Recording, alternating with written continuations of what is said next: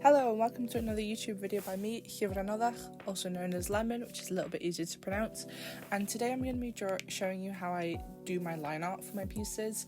I used to really struggle with line art when I was like a younger artist, because I find that a lot of the tips for it, if you're going into like more of a like anime/illustrative style, are very like, do it this way, do it that way, do it this way. It's very like boxed in, and I just don't think that's I don't know, maybe the state of YouTube tutorials has changed in the past, 10 years. I'm 22. I was learning to draw 10 years ago. But I would like to just sort of like talk through my process. Maybe this will help somebody who is also a bit like me and their style isn't conducive to the like typical do this, that, and more so the more do what works for you style. I don't know, I just kind of want to talk about it. So right now in the video I'm still doing the sketch, so I'll just talk while I do that. I'm drawing Eito Atsuki from the video game 100 Line. He's my baby girl. I like him a lot. But for the line art, I think something that's really important to remember is that line art, you don't have to do line art if you don't want to. There are so many gorgeous artists who instead will tidy up their sketch, or just the sketch on its own, as opposed to doing a separate stage of I'm going to line this piece, right? So like, I'm not saying you have to do line art. If you don't want to, you can like, and even styles that would typically use line art, like for example anime, it's a very line arty style. You don't have to. There are manga artists who would like, their style is a bit more sketchy. There are anime artists who instead will clean up their sketch and colour using that as line art, as opposed to making a separate sort of folder and a separate process, part of the process, right? You don't have to do line art. And I think that is what really helped me sort of realise how I do line art in a way. It's really weird. That line art doesn't have to be perfect. It doesn't have to be this like really neat, like tidy, thin, gorgeous lines. It doesn't have to be anything. It doesn't even have to be. You don't have to use it at all. And I think that sort of helped me get a bit more experimental with my lines. The first thing that every artist has to do in general, but specifically for line art, in my opinion, is get comfortable. I do not just mean physically. You should sit comfortably physically, right? But also in a sort of healthy way. Don't slump just because it feels good. Get comfortable. Get a brush that makes you feel comfortable. Get a grip on your pen that makes you feel comfortable. Sit in a way that makes you feel comfortable. But also be uncomfortable in experimenting, right? So you should be comfortable in your process. Use brushes that make you feel comfortable. Use a pen that makes you feel comfortable. Use a program that makes you feel comfortable if you're doing digital art like I do. Sit down in a way that makes you feel comfortable. Like, be comfortable physically, because you don't want to be lining when you like are in pain. But then also be prepared to make something that looks bad. Because that is the first step in experimentation. You have to make something that looks bad. I'm sorry, breaking news, your art has to suck for a little bit. But get those, like, experiment. Look, find brushes that make you uncomfortable, and then try and find ones that make you comfortable. You will not find the brushes that make you comfortable without first having to endure all the ones that make you uncomfortable. Edit your pressure sensitivity settings on your program. If you don't like pressing hard on your pen, don't. Get a pen that's more sensitive to that. If you don't like the like unwaviness that comes with a light sensitivity pen, use one that you have to really press down on. You don't have to use one that has pressure sensitivity at all if you don't like it. Do something that you like, right? That is the first step. You have to physically be comfortable with the process. Otherwise, you're not going to enjoy it and not want to improve it. That will always be my first step. You should not have to hate line art. I think the next step is also you have to be okay with undoing, redoing, undoing, etc. all your lines. Or at least you don't have to be okay, but if you aren't okay with that and you don't want to be, create a style around that. Mistakes are part of being human. But I think slowing down and just taking your time with line art, in my opinion, is the best way that I do it, right? It might not be for you. You might just want to get it over and done with very quickly, in which case, do that. Find a style that works for that. But I think knowing the way that you draw, the way that you personally like to do art is important, right? For example, I do enjoy the methodical slowness of slowly drawing a line. I'm gonna slow down this section of the video just so you can see how slow I draw. It's sped up for the YouTube because otherwise we would be here for an hour and a half. Right? I take time with my lines. I will undo a line over and over until it's right, and that you don't have to. Imperfection is fine. Personally, the style that I've developed with my line art, I use a brush with not a lot of sensitivity, and it has a lot of texture, right? If you zoom in on my work, you can see it. And you can see I will go over a line multiple times to make it thicker, and sometimes that creates a gap and I don't fill it. If you really zoom in on the clothes and the hair, you can see I have gaps that I have not filled. I like the gaps in my work. I like the curve that having a line that's slightly skewed to the one parallel to it. I like that, how it looks, so I do it. There's also parts of my process that I will chicken scratch. If you look at any YouTube tutorial on how to line art, they will tell you do not chicken scratch. I chicken scratch. If I can't get the line in one fell swoop, I'll chicken scratch it. But then what I do is I go over it again to sort of get rid of that scratchiness. But there is nothing wrong with that scratchiness, right? That's my general opinion, is it doesn't have to be perfect. I enjoy the imperfections in my work. I will draw over a line multiple times to get it thick, as opposed to doing the use pressure sensitivity trick.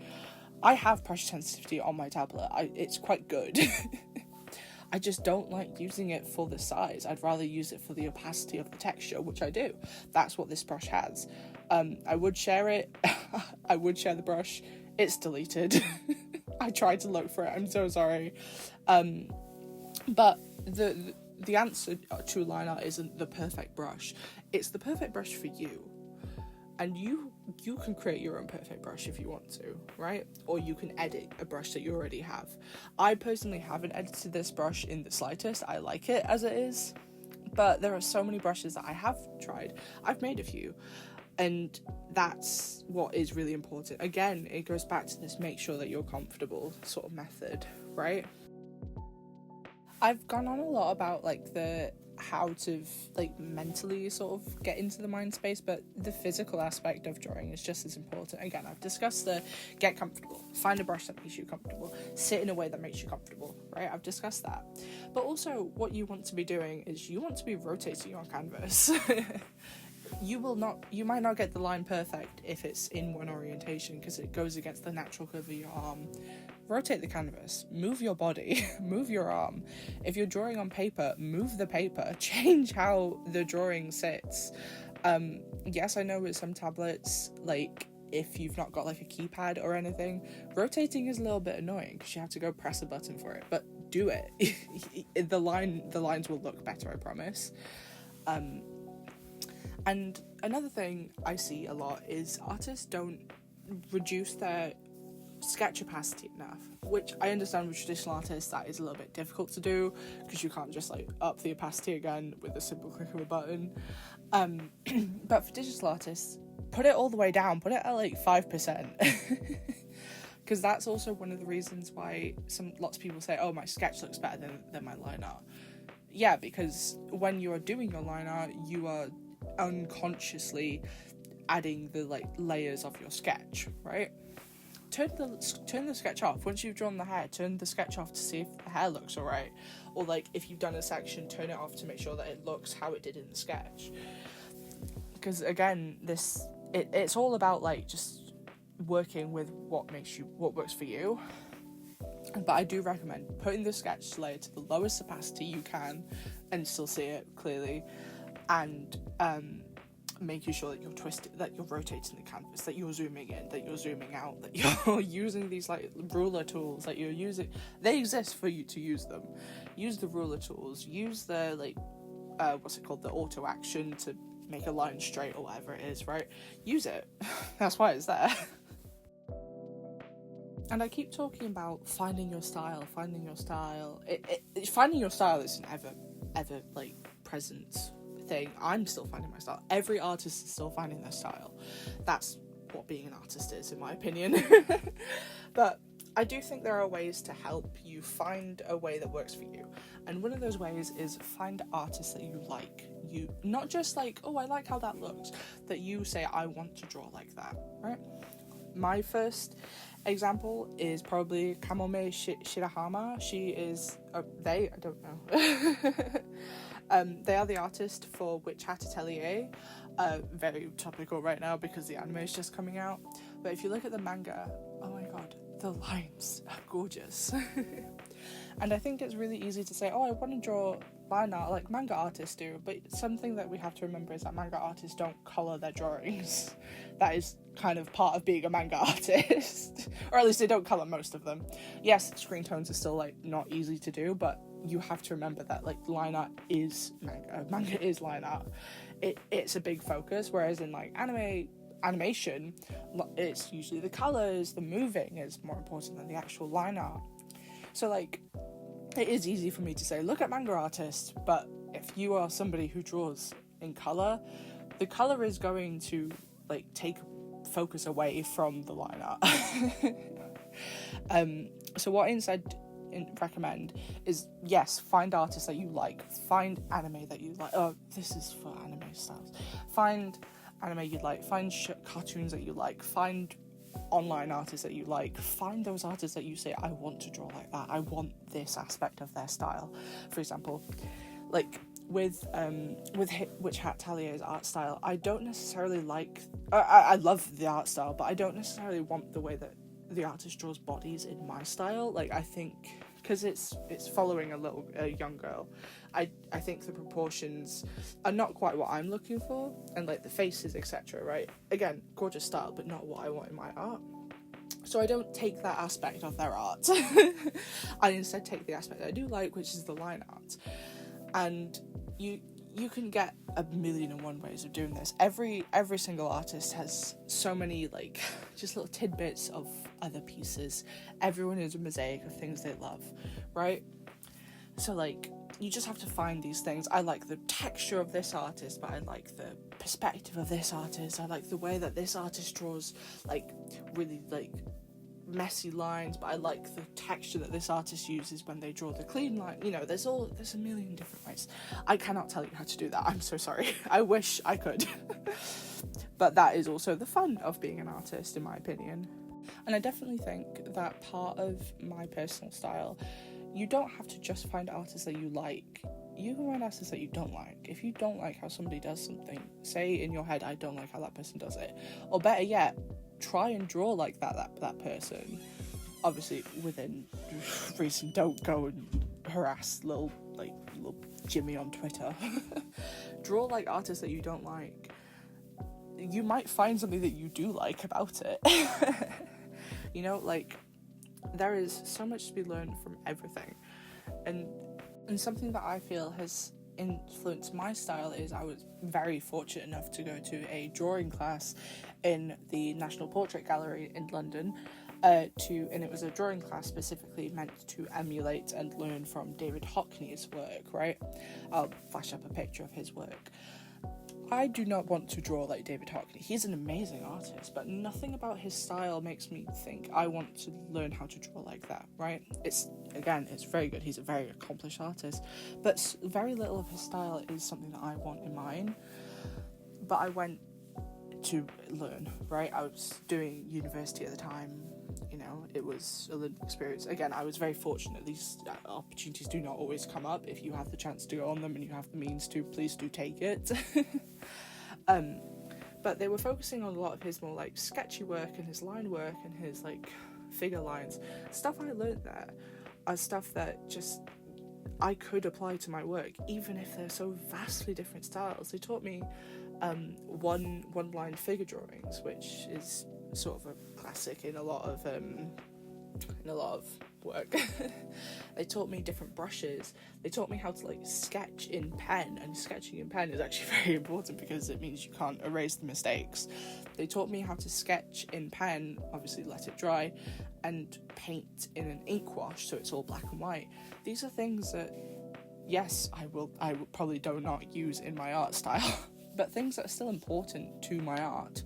Like, I think, at the very least, learning to draw with a fountain pen and learning to draw, like, slowly and ink slowly has helped me with my digital art, which is just not a connection many people would make. I did not make it until recently.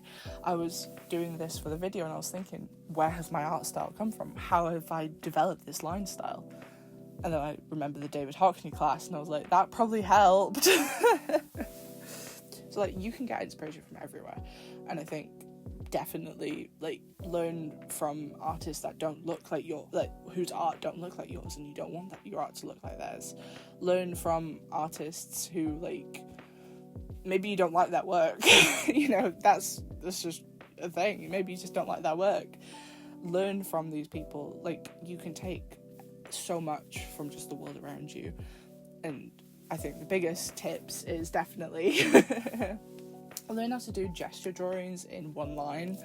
Do your gesture drawings in pen if you're doing it physically. Like, don't erase it. You need something that you can't erase. And do learn different brushes, learn how to like slowly ink, and then you can like get more confidence like that. That's definitely my advice. That's all my knowledge, really. That's all I know. I don't have a lot of knowledge in my head, but I have a little bit. Again, thank you so much for watching. The reception of my last video was amazing. Thank you so much for everyone who watched that. If you're here from that video, just thank you. It blew me away. Thank you so much. If you have any sort of ideas of like what you want me to see from me, please let me know. Liking, comment and subscribing really does help like smaller creators like me. Just thank you so much. Thank you so much for watching. Okay, see you next time. Bye.